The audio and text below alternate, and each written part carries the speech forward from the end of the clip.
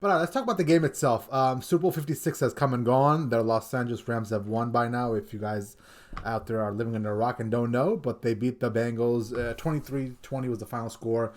Pretty good game. It had a little bit of everything. The Rams came out, jumped on the Bengals early. I thought that game was going to be a little bit of a blowout. And before long, I thought it was going to be 40-17 or something, and the game would be over. But I believe with about 4 minutes left in the second quarter, Odell Beckham Jr. tore his ACL. Had to be, and he was gone for the rest of the game. And that's when the Bengals started making their comeback and they got into the game.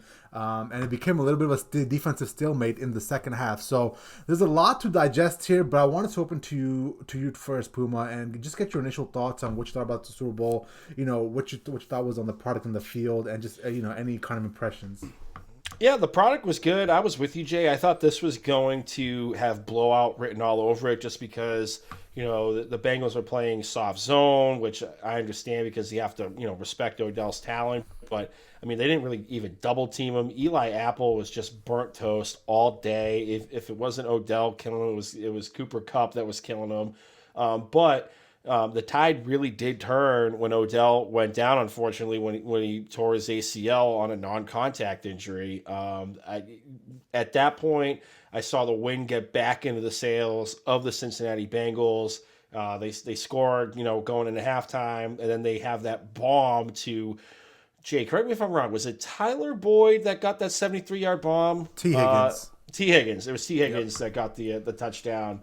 Which we're going to get to the refs in a little bit about missing calls and all of a sudden throwing flags on everything the last 5 minutes. But the Bengals seem to be in the driver's seat, and for some reason that defense got gassed. The offensive line for the Bengals, in my opinion, I thought held up pretty decent, compared to what the expectation was.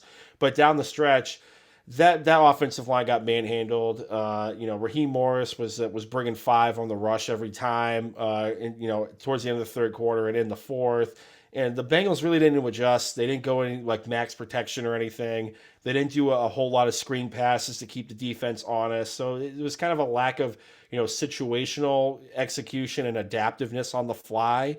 But all in all, I thought it was a great game, considering how blowout was potentially written on it in the first quarter. Yeah, it was a good game, Puma. I enjoyed the hell out of it. It came down to the last second, came down to the last, obviously, drive by the Bengals. And I think for me, my initial thoughts are, I think you really saw the inexperience of Zach Taylor on the grand stage. I mean, you saw Sean McVay do this back against Belichick 3 years ago against that Rams Patriots Super Bowl, where he just didn't adjust. He didn't get a feel for the game. He didn't realize what was happening.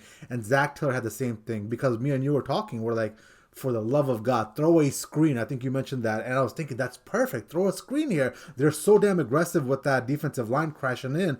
Throw a screen, get behind them, get some yards. But I feel like every move he made, and I was thinking about this, Puma. I can't point out to one like great coaching move that he made. You feel me? Like, he didn't protect Joe Burrow that well. He didn't allow Joe Burrow to have command at the line of scrimmage, where he knew that Bush was going to get the ball out as soon as possible. He's drawing up. I understand that the Bengals offense is a big play offense, and they have to obviously hold on to the ball before people get downfield. But maybe you got to have a couple of changes in philosophy. Not a big change in philosophy, but just a couple of tweaks here and there where they could get some of these quick hitting plays out of Burrow's hands. So I thought you saw, from the Cincinnati Bengals angle, you saw some inexperience there.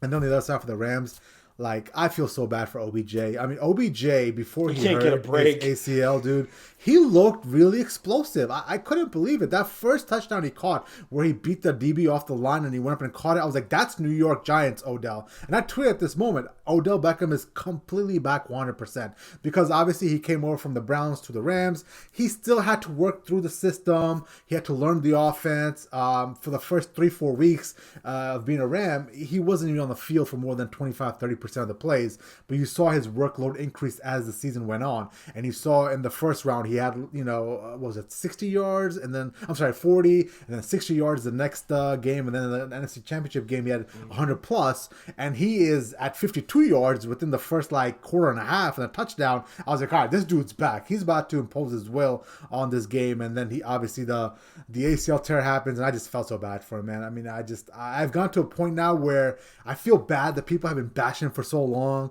Because this is what I've learned about Odell Beckham Jr. If you want to protect Eli Manning and Baker Mayfield, you bash Odell Beckham Jr. That's basically what it became. He became a punching bag for, quarterbacks not living up to the hype. So I was happy for him, man. And hopefully he can go through the rehab process and come back next year.